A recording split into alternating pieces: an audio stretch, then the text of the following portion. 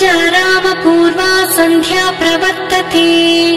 उत्तिष्ठ नरशार्दूला कर्तव्यम् दैवमाह्निकम् कौसल्या सुप्रजा रामपूर्वा सन्ध्या प्रवर्तते उत्तिष्ठ नरशार्दूला कर्तव्यम् दैवमाह्निकम् उत्तिष्ठोत्तिष्ठ गोविन्द उत्तिष्ठ गरुडध्वज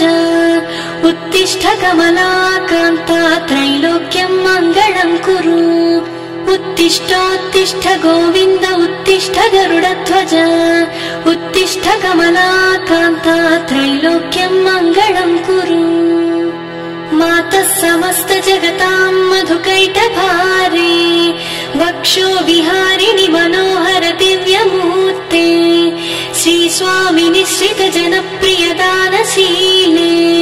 श्रीवेङ्कटेश दयिते तव सुप्रभातम् तव सुप्रभातमरविन्दलोचने भवतु प्रसन्नमुखचन्द्रमण्डले विरिशङ्करेन्द्रवनिताभिरर्चिते वृषशैलनाथ दयिते दयानिधे अत्यादिसप्तर्षयः समुपास्य सन्ध्याम् आकाश सिन्धुकमलानि मनोहराणि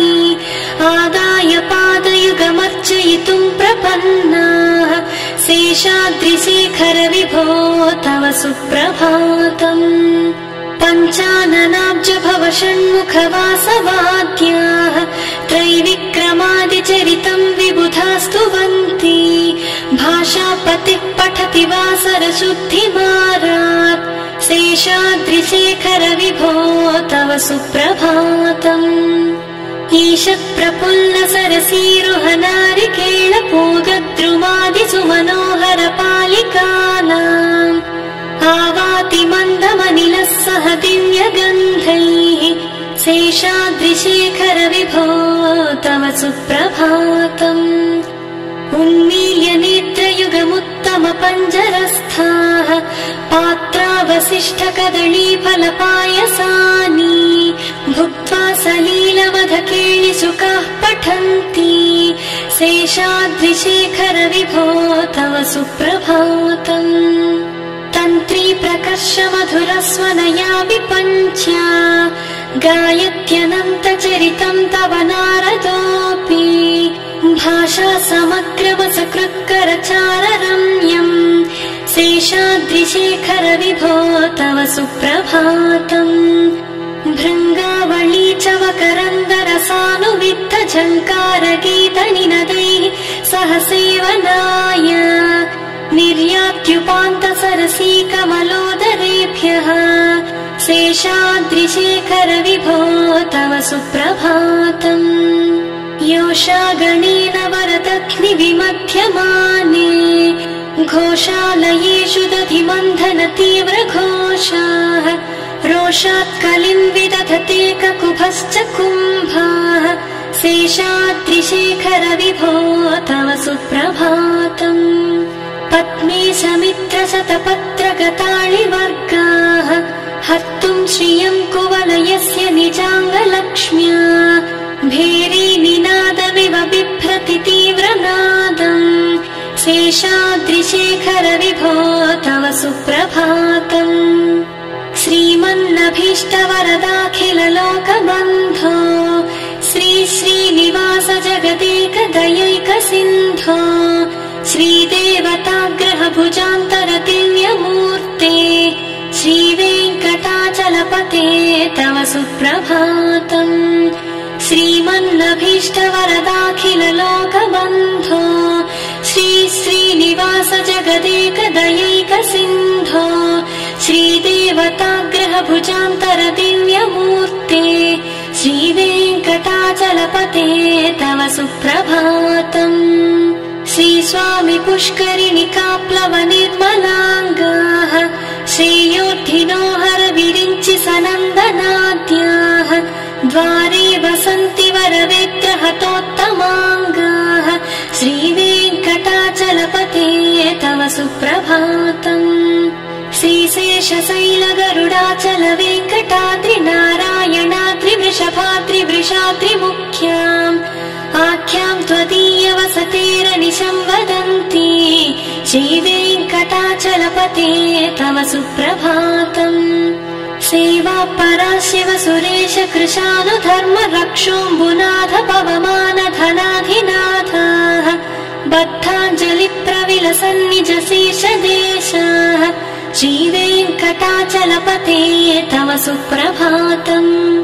घाटीषु ते विहगराज मृगाधिराज नागाधिराज गजराज हयाधिराजाः स्वस्वाधिकारमहिमाधिकमर्थयन्ते श्रीवेङ्कटाचलपते तव सुप्रभातम् सूर्येन्दुभौमबुधवाक्पति काव्यसौरि स्वर्भानुकेतु दिविषत्परिषत्प्रधानाः त्वत्ता सदा सचरमावधिदासदासाः श्रीवेङ्कटाचलपते तव सुप्रभातम् त्वत्पादधूलिभरितस्फुरितोत्तमाङ्गाः स्वर्गापवर्गनिरपेक्षनिजान्तरङ्गाः कल्पागमाकलनयाकुलतां लभन्ते श्रीवेङ्कटाचलपते तव सुप्रभातम् त्वद्गोपुराग्रशिखराणि निरीक्षमाणाः स्वर्गापवर्गपदवीं परमाश्रयन्तः मत्या मनुष्यभुवने मतिमाश्रयन्ते श्रीवेङ्कटाचलपते तव सुप्रभातम् श्रीभूमिनायक दयादिगुणामृताब्धे देवादिदेव जगदेक शरण्यमूर्ते श्रीमन्ननन्त गरुडाधिविरचिताङ्घ्रे श्रीवेङ्कटाचलपते तव सुप्रभातम् श्रीपद्मनाभ पुरुषोत्तम वासुदेव वैकुण्ठ माधव जनार्दन चक्रपाणि श्रीवत्स चिह्न शरणागत पारिजात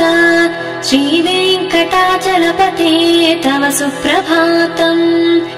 कन्दर्पदर्पहर सुन्दर दिव्यमूर्ते कान्ताकुचाम्बुरुह कुट्मललोल दृष्टे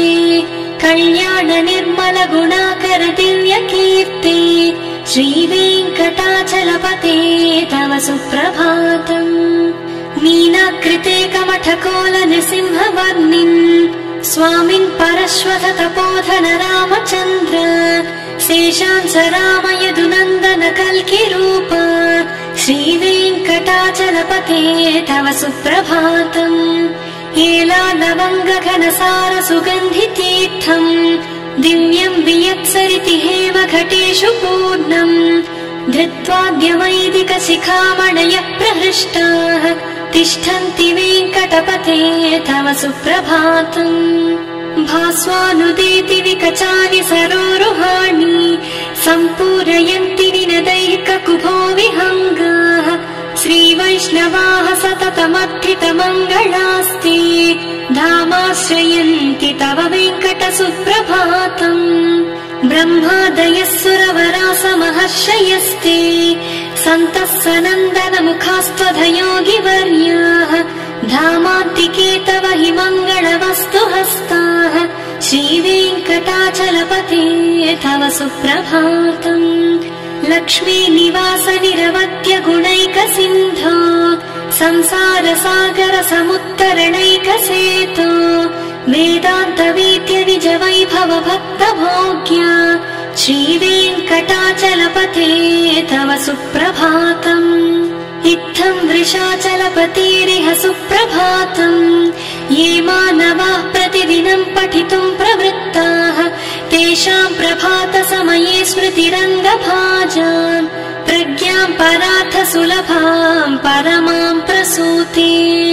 इत्थम् वृषाचलपतेरिह सुप्रभातम् ये मानवाः प्रतिदिनम् पठितुम् प्रवृत्ताः तेषाम् प्रभात समये स्मृतिरङ्गभाजाम् प्रज्ञाम् परार्थ सुलभाम् परमाम् प्रसूते कमलाकुचूचुक कुङ्कुमतो नियतारुणितातुलनीलतनो कमलायतलोचन लोकपते विजयी भव वेङ्कटशैलपते कमलाकुचूचुक कुङ्कुमतो नियतारुणितातुल नीलतनो कमलायतलोचन लोकपते विजयी भव वेङ्कटशैलपते सचतुर्मुख षण्मुख पञ्चमुख प्रमुखाखिल दैवतमौलिमणे शरणागत वत्सल सारनिधे परिपालय मां वृषशैलपते अतिवेलतया तव दुर्विषहैः अनुवेलकृतैरपराधसतैः भरितं त्वरितं वृषशैलपते परया कृपया परिपाहि हरे अधिवेङ्कटशैलमुदारमतेर्जनताभिमताधिकदानरतात् परदेवतया गदितान्निगमै कमलादयितान्न परं कलये कलवेणुरवावस गोपवधू शतकोटिवृतात् स्मरकोटिसमात् प्रतिपल्लविकाभिमतात् सुखदात् वसुदेव सुतान्न परं कलये अभिराम गुणाकर दाशरथे जगदेकधनुर्धर धीरमते रघुनायक राम रमेश विभो वरदो भवदेव दया जलधे अवनीतनया कमनीयकरं रजनीकर चारुमुखाम्बुरुहम् रजनीचर राजतमो मिहिरं महनीयमहं रघुराममये सुमुखं सुहृदं सुलभं सुखदं स्वनुजं च सुकायममोघशरम् असहाय रघुत्वहमन्यमहं न कथं च न कञ्चन जातु भजे विना वेङ्कटेशं ननाथो ननाथः सदा वेङ्कटेशं स्मरामि स्मरामि हरे वेङ्कटेश प्रसीद प्रसीद प्रियं वेङ्कटेश प्रयच्छ प्रयच्छ विना वेङ्कटेशं ननाथो ननाथः सदा वेङ्कटेशं स्मरामि स्मरामि हरे वेङ्कटेश प्रसीद प्रसीद प्रियं वेङ्कटेश प्रयच्छ प्रयच्छ अहं दूरतस्ते पदाम्भोजयुग्म प्रणामेच्छयागत्य सेवां करोमि सकृत्सेवया नित्यसेवाफलं त्वं प्रयच्छ प्रयच्छ प्रभो वेङ्कटेश अज्ञानिना मया दोषानशेषान् विहितान् हरे क्षमस्वत्वं क्षमस्वत्वं शेषशैलशिखामणे अज्ञानिना मया दोषानशेषान् विहितान् हरे क्षमस्वत्वं क्षमस्वत्वं शेषशैलशिखामणे ईशानां जगतोऽस्य वेङ्कटपते विष्णो परां प्रेयसीं तद्वक्षस्थल नित्यवासरसिकां तत्क्षान्तिसंवर्धिनीं पद्मालङ्कृत पाणिपल्लवयुगां पद्मासनस्थां श्रियं वात्सल्यादिगुणोज्ज्वलां भगवतीं वन्दे जगन्मातरम् ईशानां जगतोऽस्य वेङ्कटपते विष्णो परां प्रेयसीं तद्वक्षस्थल नित्यवासरसिकां तत्क्षान्तिसंवर्धिनीं पद्मालङ्कृत पाणिपल्लवयुगां पद्मासनस्थां श्रियं वात्सल्यादिगुणोज्ज्वलां भगवतीं वन्दे जगन्मातरम् श्रीमन्कृपाजलनिधे कृत सर्वलोक सर्वज्ञ शक्तनत वत्सल सर्वशेषिन् स्वामिन् सुशील सुलभाश्रित पारिजात श्रीवेङ्कटेश चरणौ शरणं प्रपद्ये श्रीमन्कृपाजलनिधे कृत सर्वलोक सर्वज्ञ शक्तनत वत्सल सर्वशेषिन् स्वामिन् सुशील सुलभाश्रित पारिजात श्रीवेङ्कटेश चरणौ शरणं प्रपद्ये आनूपुरार्चित सुजात सुगन्धि पुष्प सौरभ्य सौरभकरौ समसन्निवेशौ सौम्यौ सदानुभवनेऽपि नवानुभाव्यौ श्रीवेङ्कटेश चरणौ शरणं प्रपद्ये सद्यो विकासि समुदित्वर सान्द्र राग सौरभ्य निर्भर सरोरुह साम्यवात्ताम् सम्यक्षु साहस पदेषु विलेखयन्तौ श्रीवेङ्कटेश चरणौ शरणं प्रपद्ये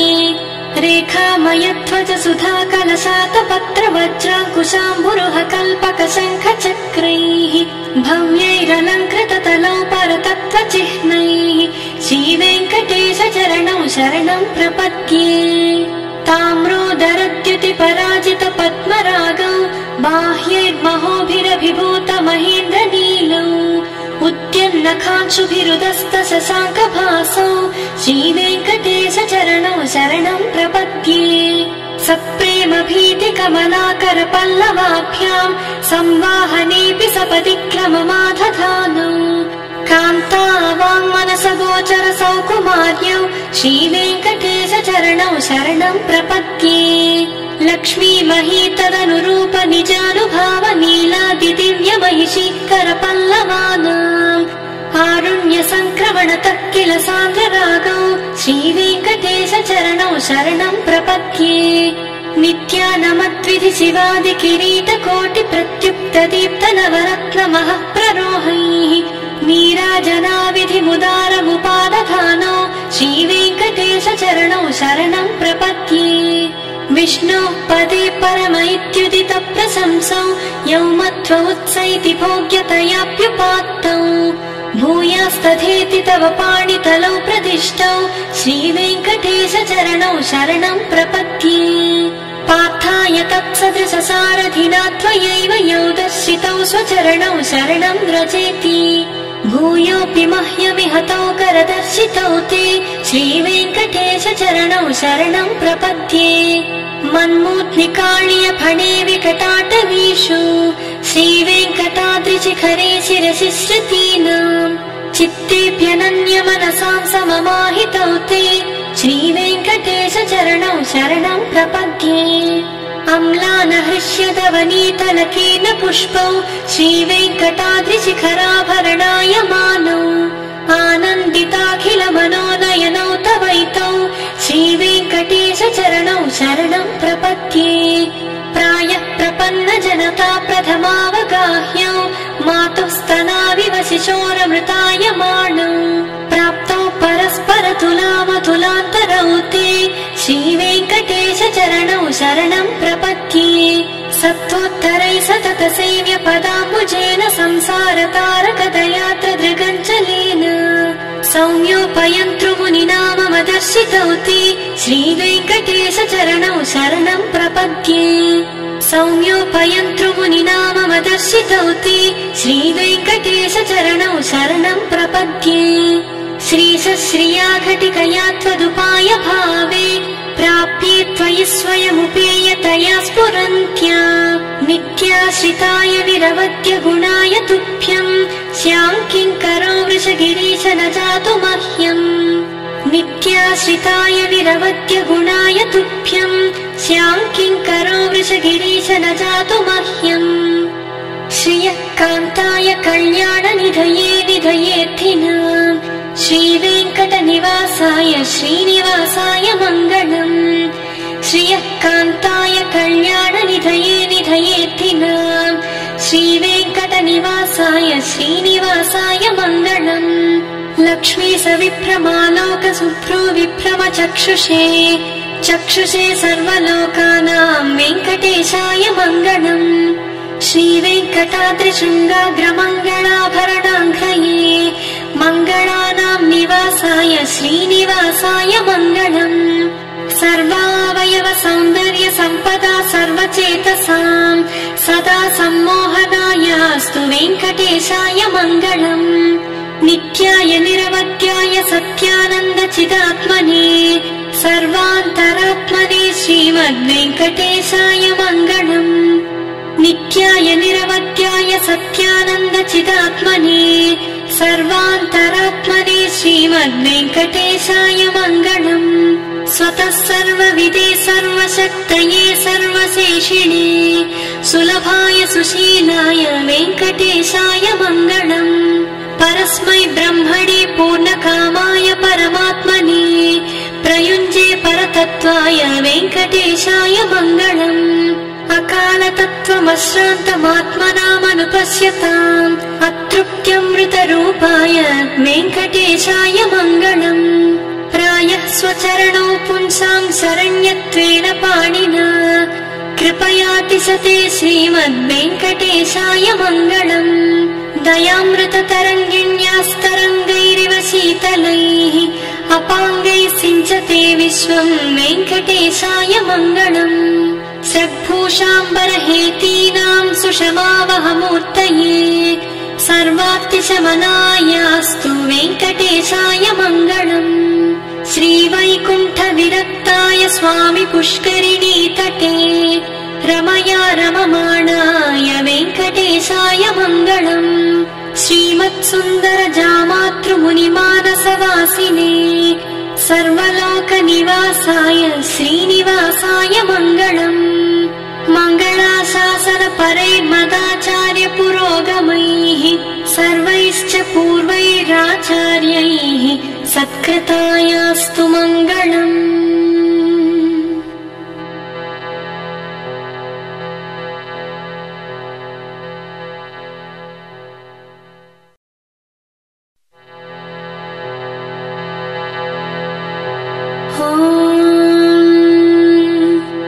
कौसल्या सुप्रजा रामपूर्वा सन्ध्या प्रवर्तते